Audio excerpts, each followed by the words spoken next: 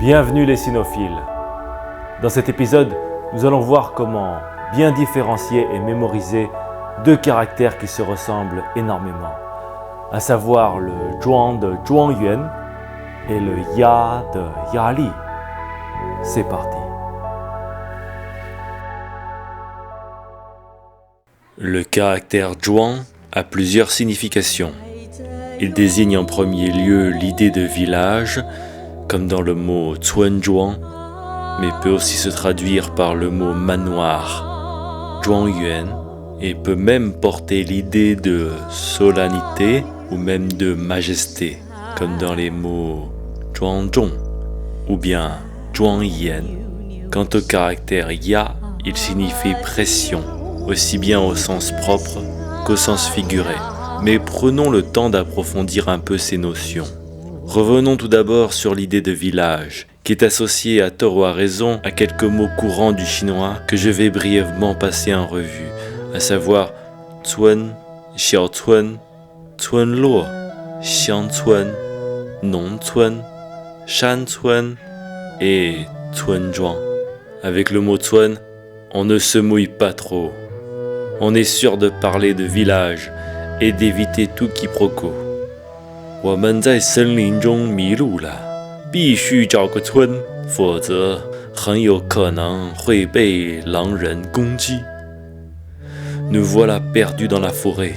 Il faut que nous trouvions un village, sinon nous risquons bien de nous faire attaquer par des loups-garous. Quant au mot Xiaocuan, il désigne aussi bien les petits villages que les hameaux. Le mot Cuanluo, quant à lui, ne semble être ni plus ni moins que la forme complète du mot village. On le tronque souvent par souci d'esthétisme ou de praticité. Avec les mots Xiangcuan et Nongcuan, par contre, nous avons affaire à des synonymes qui ne désignent pas directement les villages. Il est simplement question de la campagne et du milieu rural. Aussi, le mot Shancuan est parfaitement transparent et désigne bien entendu les villages de montagne. Enfin, de nos jours, le mot Cuanzhuang semble être un synonyme presque parfait de Cuanluo, si ce n'est qu'à l'origine, Zhuang désignait les terres possédées par les nobles, ce qui sous-entend qu'un village au sens de Cuanzhuang était un fief.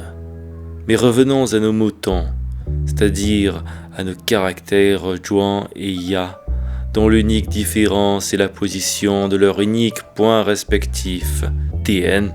Nous noterons au passage que les deux clés de ces caractères sont respectivement Guan et Chang, le vaste et la manufacture, et que le caractère Chang ressemble à un T, tout comme la consonne d'attaque que nous entendons en le prononçant.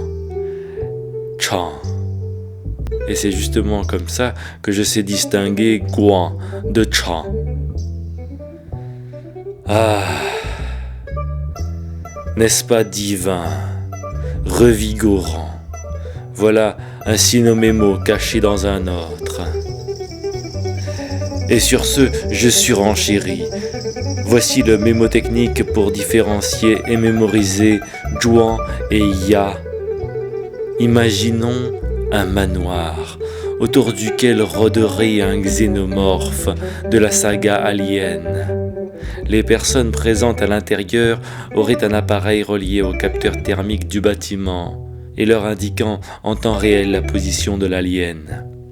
Imaginons maintenant que les caractères zhuang et ya représentent une seule et même carte du manoir vue du dessus et que le point y soit alors la signature thermique du xénomorphe. Quand l'alien est dehors, tout le monde est grave et silencieux au manoir. Mais c'est quand il est à l'intérieur que la pression monte. 当异形在外面的时候，庄园里大家庄重又肃穆；但当异形在里面时，压力才越来越大。7, 6. Can't be, that's inside the room. It's reading right, man, look. Well, you're not reading it right. 5 meters, man. 4. What the hell?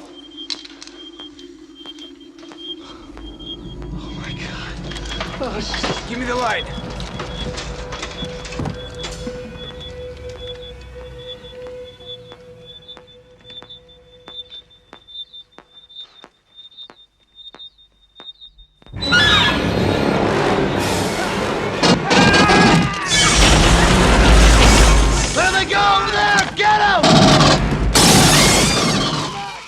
Qu'est-ce qu'on rigole tout de même. Et sur ce, je vous laisse avec quelques calligraphies de ces caractères, en simplifié comme en traditionnel.